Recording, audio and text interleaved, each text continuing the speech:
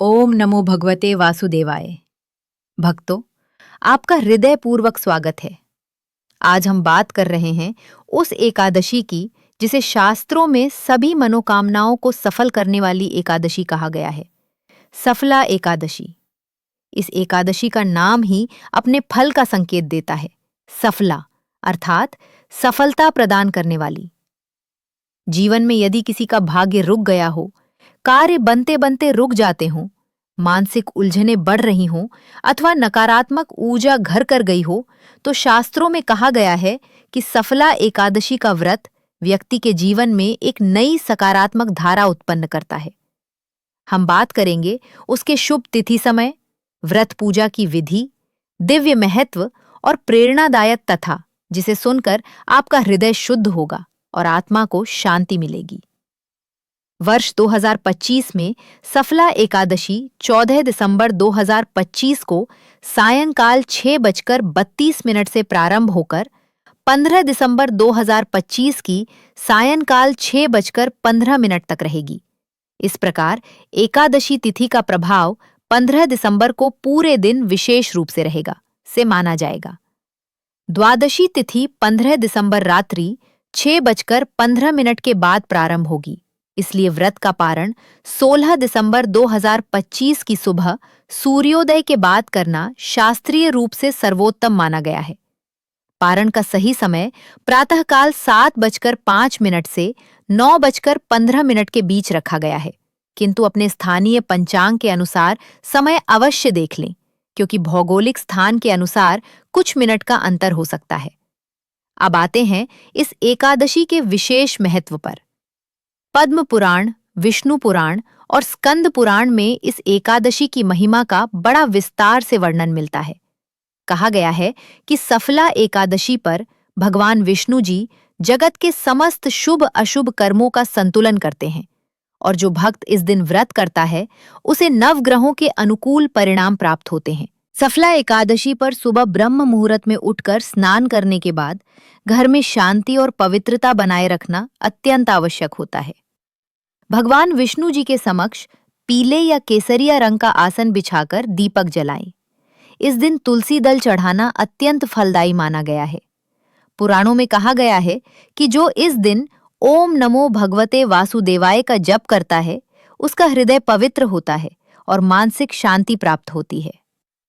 दिन भर मन को संयमित रखते हुए फलाहार करे या निराहार व्रत रखें। जो भी व्रत करने में सक्षम ना हो, वे केवल सात्विक भोजन लेकर संध्या के समय भगवान विष्णु जी का ध्यान अवश्य करें। रात्रि में जागरण का भी अत्यंत फल मिलता है, क्योंकि ये समय श्री हरि की कृपा का विशेष अवसर माना गया है। इस एकादशी का एक अत्यंत पवित्र प्रभाव ये भी बताया गया है कि ये मनुष्य के पिछले जन्मों के पापों को भी नष्ट करती है और व्यक्ति को आध्यात्मिक उन्नति के मार्ग पर आगे बढ़ाती है।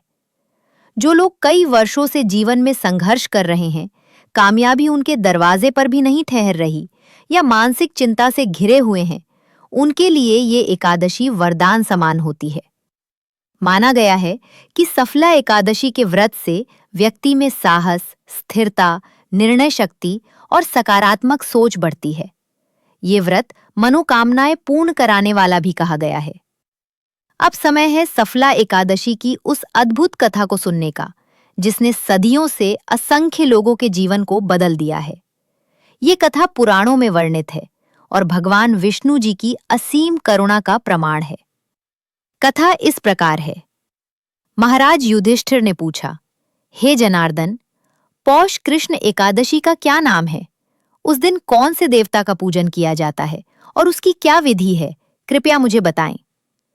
भक्तवत्सल भगवान श्री कृष्ण कहने लगे कि धर्मराज, मैं तुम्हारे स्नेह के कारण तुमसे कहता हूं कि एकादशी व्रत के अतिरिक्त मैं अधिक से अधिक दक्षिणा पाने वाले यज्ञ से भी प्रसन्न नहीं होता हूं। अतः इसे अत्यंत भक्ति और श्रद्धा से युक्त होकर करें। हे राजन, द्वादशी युक्त पौष कृष्ण एकादशी का महात्म्य तुम एकाग्रचित्त होकर सुनो। इस एकादशी का नाम सफला एकादशी है। इस एकादशी के देवता श्री नारायण हैं। विधि पूर्वक इस व्रत को करना चाहिए। जिस प्रकार नागों में शेष नाग, पक्षियों में गरुड़, सब ग्रहों में चंद्रमा, यज्ञों में अश्वमेध और देवताओं में भगवान विष्णु श्रेष्ठ हैं। उसी तरह सब व्रतों में एकादशी का व्रत श्रेष्ठ है।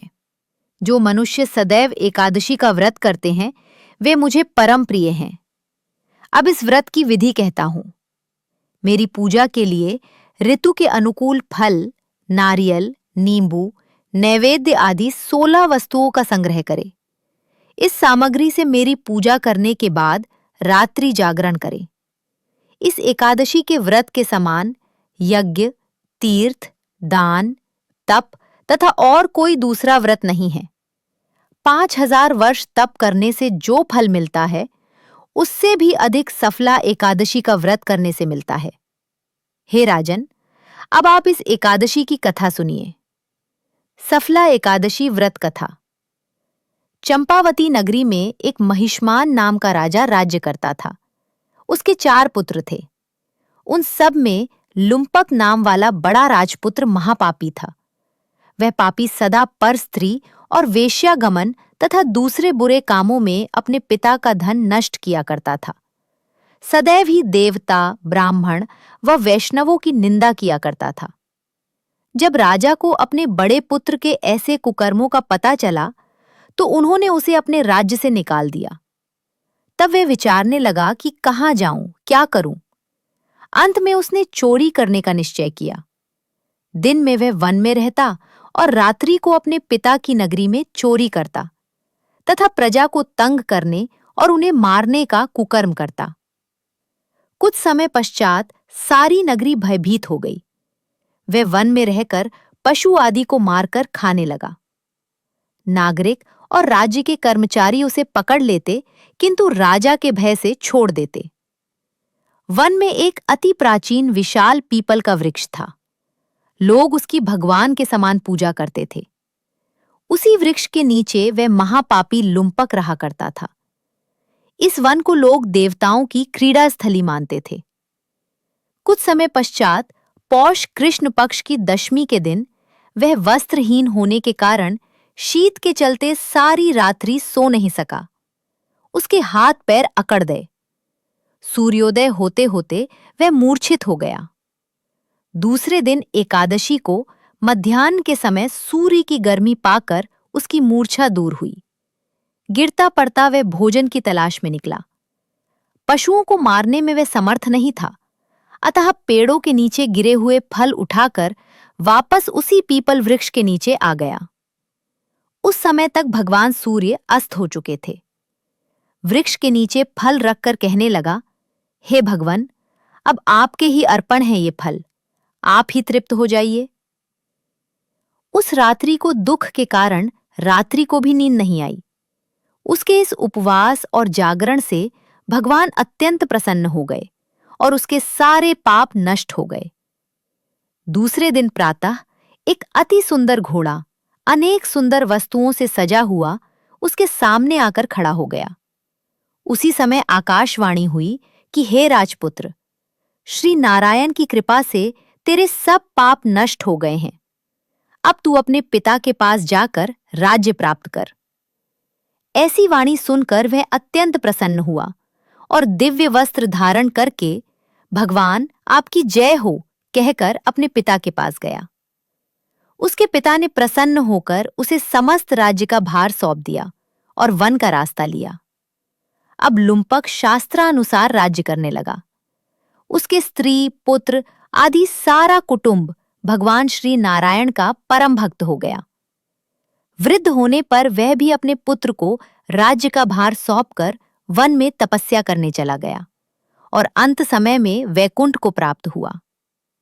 अतः जो मनुष्य इस परम पवित्र सफला एकादशी का व्रत करता है उसे अंत में मुक्ति मिलती है। जो नहीं करते वे पूंछ और सींगों से रहित पशुओं के समान हैं। इस सफला एकादशी के महात्म्य को पढ़ने से अथवा श्रवण करने से मनुष्य को अश्वमेध यज्ञ का फल मिलता है। अतः सफला एकादशी का व्रत हर मनुष्य अवश्य करना चाहिए ताकि जाने अनजाने में उससे हुए पाप कर्म दूर होकर वैकुंठ में स्थान मिले।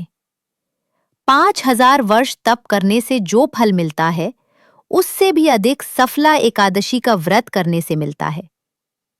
यदि आपको ये दिव्य कथा सुनकर आनंद आया हो, तो डिवाइन वाणी को लाइक, शेयर और सब्सक्राइब अवश्य करें। भगवान विष्णु जी आप सभी का जीवन प्रकाशित करें।